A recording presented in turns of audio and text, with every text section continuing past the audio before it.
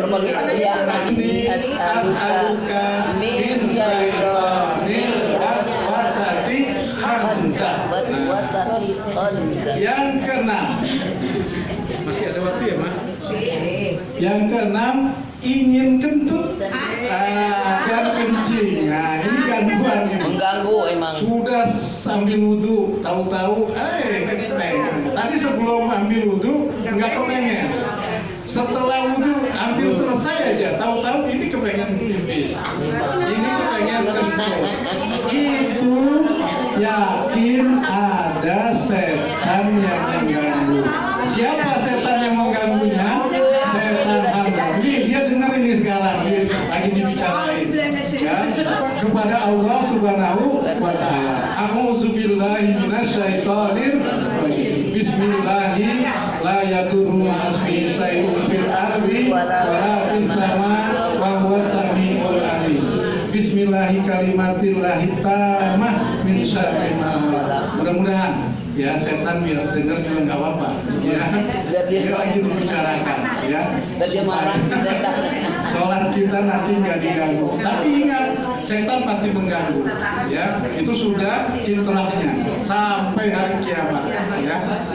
Nanti dia mengganggu kita. Semakin tinggi ya, itu pasti gangguannya juga semakin banyak. Setannya juga yang tinggi lagi ya. Kualitas Pangkatnya itu ya. Pangkatnya. Ya. Setan menggoda orang sholat bisa dengan cara memunculkan keinginan untuk kentut, untuk buang air kecil, bahkan untuk buang air besar. Hal ini tetap bisa terjadi meski kita sudah melakukannya sebelum sholat. Tentu setan berharap kita tidak khusyuk saat sholat.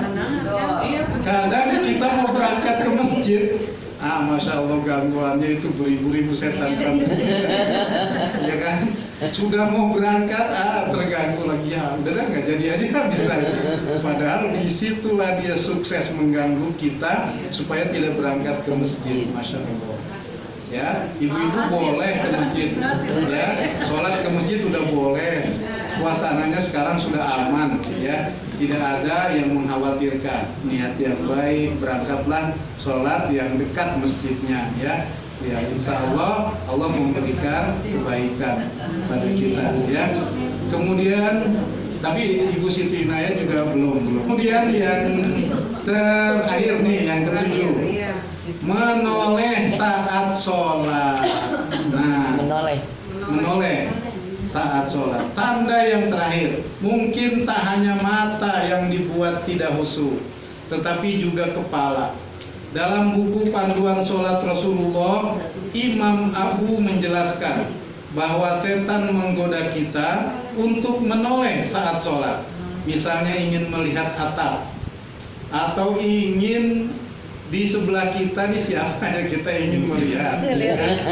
Kemudian ini sesuai hasil curian yang dicuri oleh setan dari sholat seseorang hamba. Hadis riwayat Bukhari. Jadi ketika kita menoleh sedikit melihat orang di sebelah kita kah, atau melihat atap kah, atau melihat sarung teman kita kah, atau melihat sesuatu lah, ya, itu adalah curian dari setan, ya. Dia mencuri ya mata orang yang sedang sholat untuk supaya menoleh ke tempat yang lain, bukan ke tempat sujud kepada Allah Subhanahu wa Ta'ala. Itu diriwayatkan oleh Bukhari. Artis lewat kali ya. Artis dianjurkan untuk meludah. Meludahnya bukan meludah cuek 3 kali, meludahnya 3 kali, gitu saja, ya, 3 kali ke arah sebelah kiri. Ada orang lagi sebelah kiri. Iya, maksud itu aja, ya. Nggak ada air, ludahnya ludah, gitu ya. Ludah angin, ludah menyampaikan bahwa setan kanzab itu, ya, yang mengganggu kita, minta perlindungan. Jadi ke arah kiri. Gitu itu saja 3 kali ya. Ganggu betul gitu ya. Pada saat kita sedang sholat lagi husu-husunya, tahu-tahu mata kita ngelirik ke ya, udah setan khanzab datang itu. Ingat gitu, ya udah setan khanzab. Lagi sholat jamaah. Kalian mendapat keadaan sedemikian, hendaklah bersujud 2 kali ketika ia dalam keadaan wudu. Hadis di atas dijelaskan dalam kitab Aujaz al-Masalik, yang artinya ia akan didatangi oleh setan. Maka Ibnu Ruslan berkata, ini menunjukkan bahwa setan dalam sholat adalah bukan setan dalam bentuk manusia, ia adalah korinnya. Setan sholat itu dinamakan khanzab, sebagaimana diriwayatkan oleh Muslim dan hadis Utsman bin Abi Al-As. Dalam hadis lain, kita dianjurkan untuk meludah ke samping kiri 3 kali ketika diganggu khanzab, seperti dalam riwayat Anas yang menyebutkan bahwa Utsman bin Abi Al-As datang kepada Nabi Muhammad SAW dan berkata, "Wahai Rasulullah, ada setan yang menjadi penghalang antara aku dan sholatku, dan dia mengganggu bacaanku."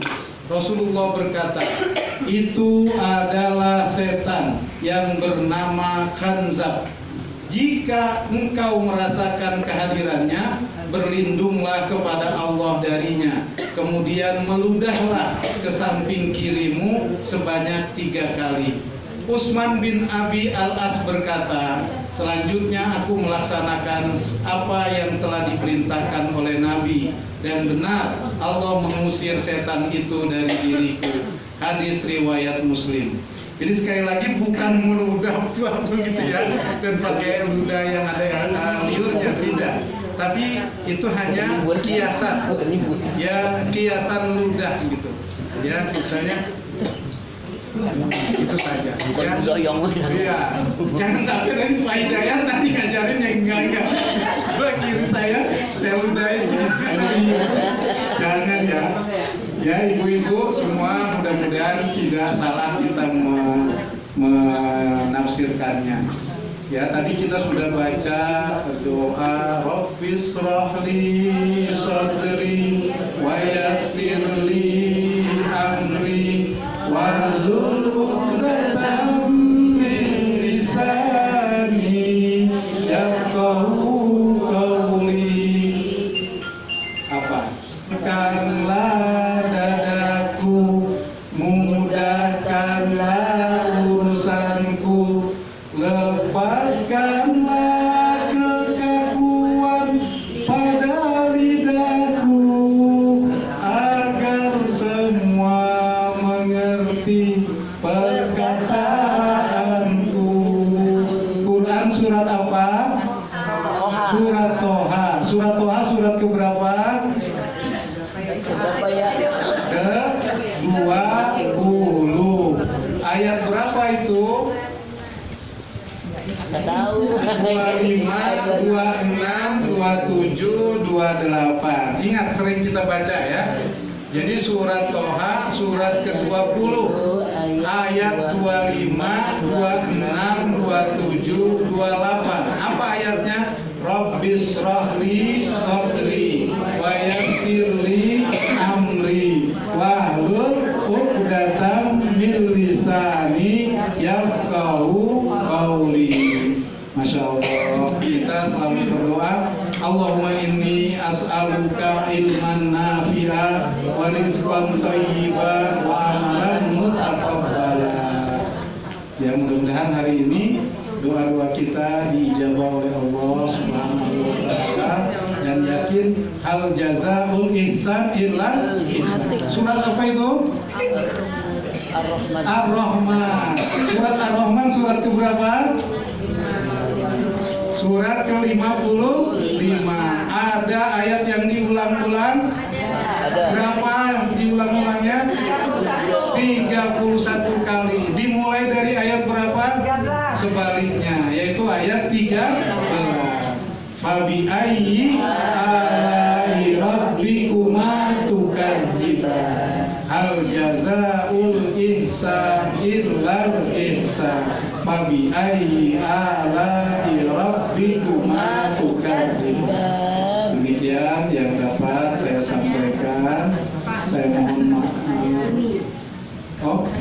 Ini Pak Ustadz tadi berkaitan dengan kita meludah gitu ya, Iya. menoleh. Kalau misalkan kita ada biasanya kalau suka nyelip gitu loh makanan di gigi atau di mulut. Nah kita begitu Iya. boleh kan? Boleh. Iya. Itu sama nggak apa namanya? Itu pengganggu juga itu. Kaidahnya sama yang tadi sama. Setan khanzab juga. Iya. Ya, kadang-kadang kita sudah mau melepaskan Iya. yang menyelip itu, ya kan? Itu namanya setan khanzab, supaya sholat kita tidak khusyuk, ya. Boleh. Boleh ya. Setelah diambil, ya, atau tanpa kita usahakan tahu-tahu dia sudah keluar, kemudian keluar pakai yang tadi. Caranya kayak gitu tadi gitu ya. Gitu. Sebelah kiri. Sebelah kiri, tapi Sekali aja. sekali saja. Iya. Iya. Saya kan biasanya nyelip. Tolong jangan sampai ada air liurnya Iya. kemudian kita Gimana itu, apa dibatalkan aja apa diteruskan? Nah, ini kan kejadian pada kita ya. Kalau masih baru 1 rakaat misalnya, baru mau mulai, ya sudah kita batalkan Batalin. supaya lebih baik lagi. Akhir.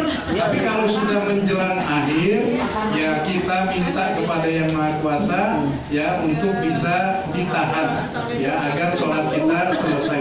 Ya Allah, dalam hati ya kan, sholat kita Apa berarti dia nggak tegak jadinya? tidak mungkin, Iya. sudah tidak bisa, ya batalkan ya. Ulang lagi ya. Ulang lagi, nggak Masih apa-apa ada kan? air. Diulang lagi. Maka kadang-kadang sholat wajib harus diiringi dengan sholat sunnah. Itu maksudnya sholat sunnah menyempurnakan apa yang kita kurang pada waktu sholat sholat wajib. Ada berapa sholat sunnah yang dianjurkan?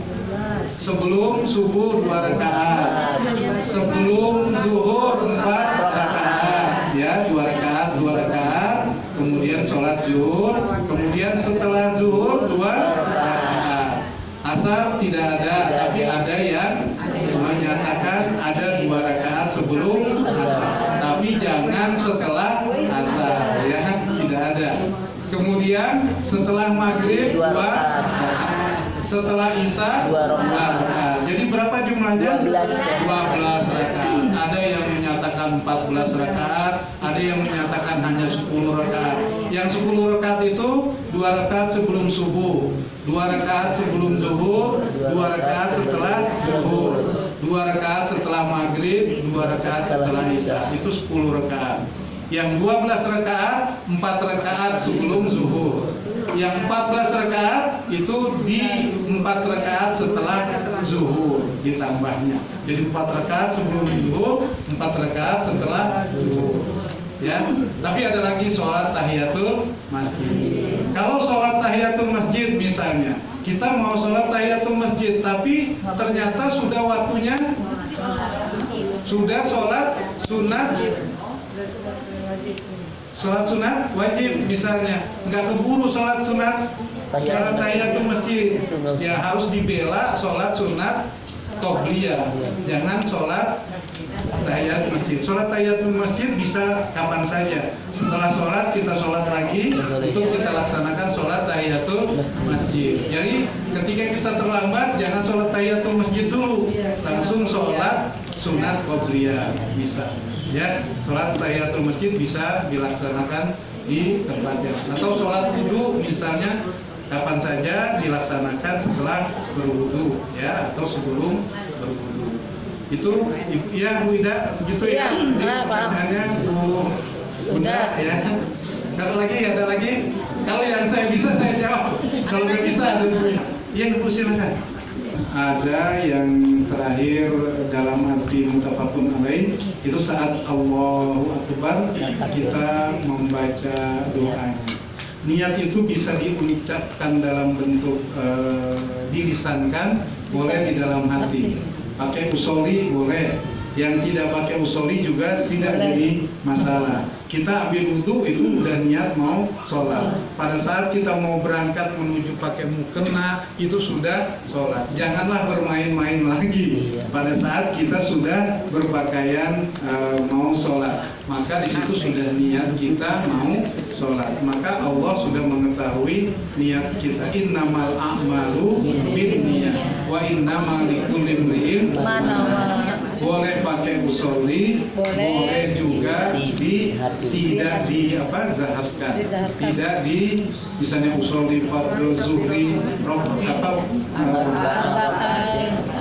kan saya karena nggak terbiasa usoli fardhu zuhri arba'a raka'atin mustaqimati kalau tidak dibaca pun dalam lapas itu mah ya, lapas saja. Niat lapasnya Ya, jadi jangan dipersoalkan masalah itu ya. Tapi bisa membacanya itu lebih bagus ya. Kita tahu kalau niatnya adalah usolli fardhu zuhri arba'a raka'atin. Kalau kita mau sholat zuhur 4 rakaat menghadap kiblat karena Allah Subhanahu wa ta'ala. Gitu ya, Bu? Ya. Ada lagi? Ayo siapa yang bertanya? Sholat tuh diuji dengan kentut yang kecil-kecil Iya. itu, Ustaz. Ya.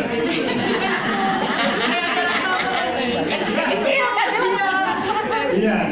Terus dengar juga dari beberapa orang katanya, pokoknya kalau udah wudhu 3 kali sebelumnya lanjutin aja, katanya nggak apa-apa. Gimana tuh, Ustaz? Jadi kalau kita baca doa sebelum wudhu sudah, baca doa setelah wudhu, Allahumma ij'alni minat tawwabina waj'alni minal mutatahhirin waj'alni min ibadika sholihin. Misalnya sudah berangkat pakai mukena sudah, baca lagi qul a'udzu birabbinas, baca lagi Allahumma inni as'aluka min syaitonil waswasil khanzab sudah, tapi ternyata masuk ya kan? Nah, bahkan kita wudhu lagi udah, kemudian terganggu lagi, kita wudhu lagi, pada saat sholat pun masih terganggu, langsung ya Allah kemampuan saya hanya di situ, lanjut saja nggak apa-apa ya. Berarti harus diperiksa itu. Tapi ke dalam surganya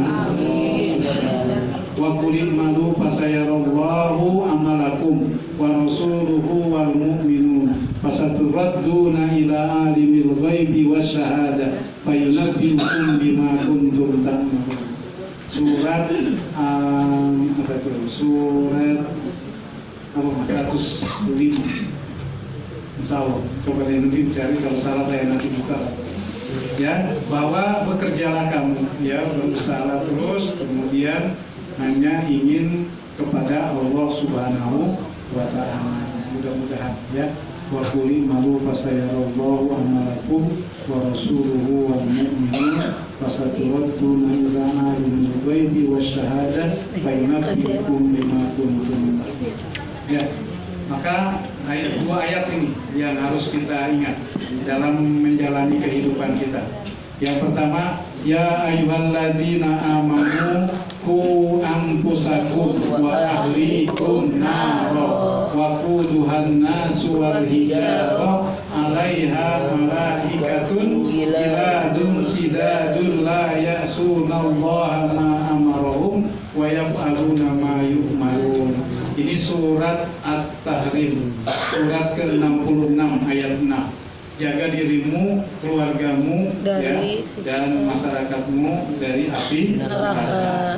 Yang bahan bakarnya manusia dan batu, kemudian juga malaikatnya kasar dan tidak pernah melanggar perintah Allah. Masya Allah. Kalau kita diceburin ke neraka, nauzubillah min dzalik, ya, kita itu malaikatnya langsung menceburkan kita ke dalam api neraka dan kita kekal di dalamnya kalau kita tidak bertaubat, kalau kita tidak memohon ampun kepada. Tapi di ayat yang keduanya tadi yang kita baca, wasiqal ladzina taqaw rabbahum ilal jannati zumaro, hatta idza ja'uha wa futihat abwabuha wa qala lahum khazanatuha salamun alaikum tibtum fadkhuluha khalidin. Surat Az-Zumar, surat ke-39 ayat 39 ayat berapa ya? 73 kalau nggak salah. 73 ya. Ya. Jadi malaikatnya sudah melampaikan tangan dari apa yang kita perbuat, dari ikhtiar kita, kemudian terus berusaha kepada ke arah kebaikan, terus saja jangan putus asa dari kebaikan yang kita lakukan. Mudah-mudahan Allah memberikan balasannya dengan balasan dimasukkan ke dalam surga Allah Subhanahu wa Ta'ala. Semua kita berbondong-bondong dan kita berdoa mudah-mudahan husnul khatimah. Mohon maaf bila ada hal yang salah, mungkin salah ayat, mungkin salah baca, itulah kemampuan yang ada pada saya, dan kebenaran hanya Allah Subhanahu wa Ta'ala. Mohon maaf sekali lagi, terima kasih. Billahi taufiq wal hidayah wal inayah. Jangan lupa dibawa inayahnya. Warahmatullahi wabarakatuh. Waalaikumsalam